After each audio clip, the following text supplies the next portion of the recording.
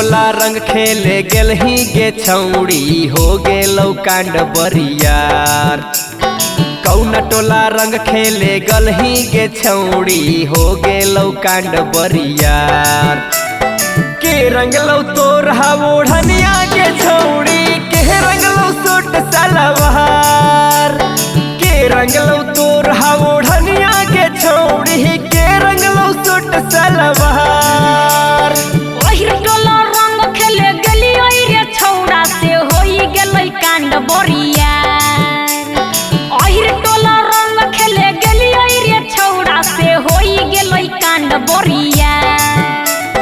भोलवा छौड़ा रंग कैसा मिजवा रे छौड़ा गोरका छौड़ा रंग कैसा लावा। हे रे ललुआ छौड़ा रंग कैसा मिजवा रे छौड़ा गोरका छौड़ा रंग कैसा लावा।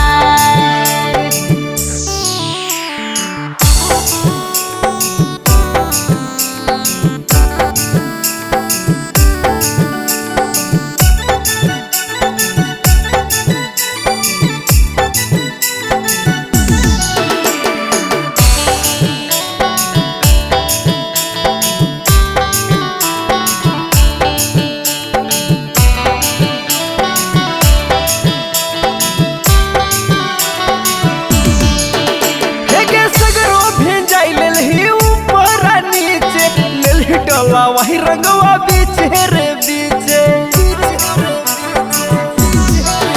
हेरे दूध लावे गेल हलिये हम यही टोलिया।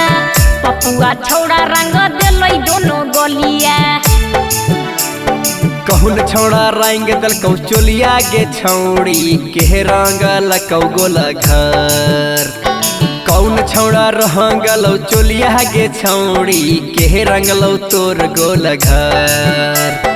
के रंगलौ तोर ओढ़निया के छौड़ी के रंगलौ सूट सलवार। दिल खुशवा छौड़ा रंग कया चोलिया रे छौड़ा गोरे लाला रंग गोल घर।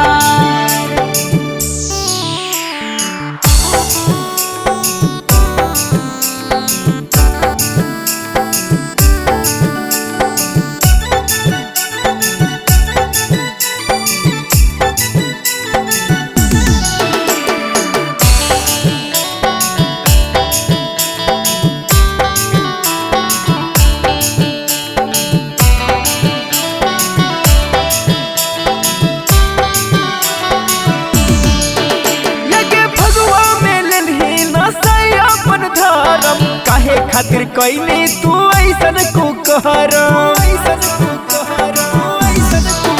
हरे सुना दिलीप वर्मा न रहे हमर मोती डाल के अबिरिया कर देलै पूरा छती। केकरा खिलाई दिलही अपन मलपुआ के हलौ नैहर के यार। केकरा खिलाई दिलही अपन मलपुआ के हलौ नैहर के यार।